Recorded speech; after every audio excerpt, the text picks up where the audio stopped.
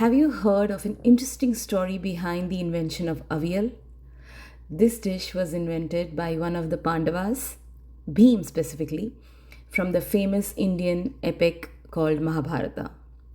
So the legend goes that while the Pandavas were in exile, they took turns cooking.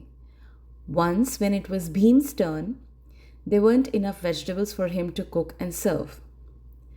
So he just did what most moms do.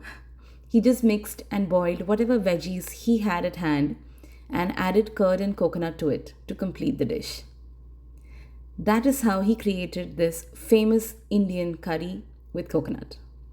I do not know how true the story is, but it surely makes for an interesting read. Don't you agree? There are many different recipe versions of this vegetable curry based on where in India you are from. And me coming from a Tambram family, this is how we make it. Doesn't matter how you make it, it all tastes really good.